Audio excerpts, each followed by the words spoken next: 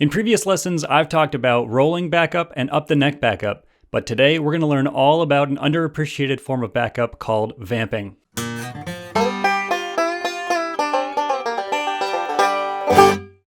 Vamping is often considered a simple form of backup, ideally suited for beginners. There are definitely reasons for this, but you should know that the finer details of vamping can take your playing to a professional level very quickly. So let's take a look at this technique and take it all the way from beginner to advanced patterns. The most common version of vamping looks and sounds like this.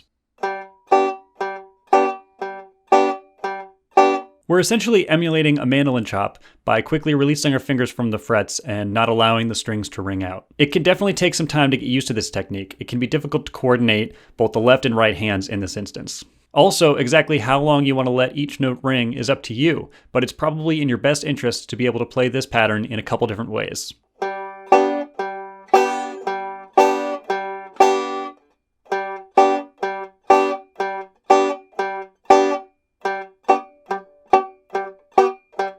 To take this to the next level, we can add rhythmic and harmonic interest by alternating between two different G major shapes.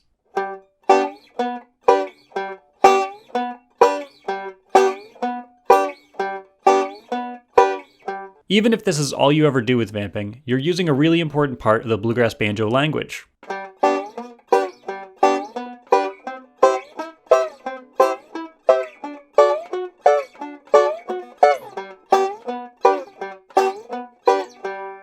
But we can add a few more things that are going to make our backup even more interesting without taking any of the focus away from the singer or the soloist. Here's a small variation on our pattern that makes use of the dreaded double thumb.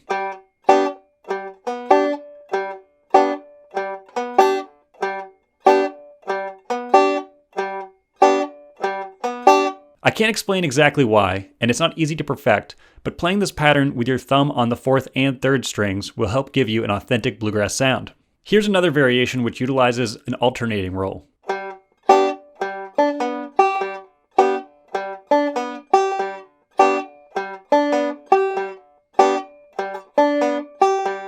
Once again, we can split these patterns between two chord positions.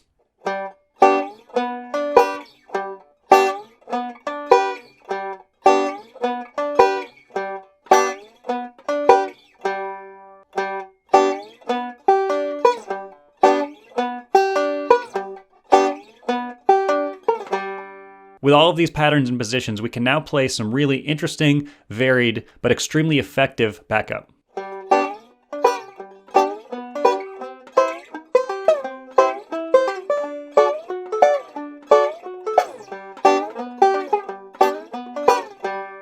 But when exactly would you play backup in this style? Some of the most common examples would be while a guitar or a mandolin is taking a solo, because it helps maintain the rhythm, and it also makes space for traditionally quieter instruments. But the truth is you can use vamping all the time in your backup. For instance, you can incorporate this sound into your up the neck backup.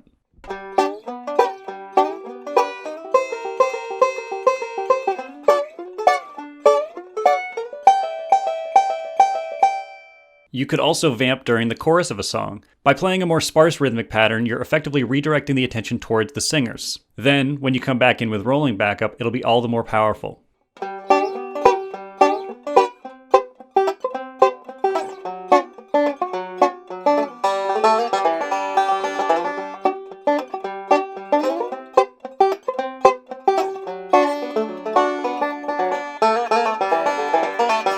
Think of it this way. Bluegrass songs are usually made up of 2, 3, or 4 chords, and the imagery and the subject matter are usually pretty similar.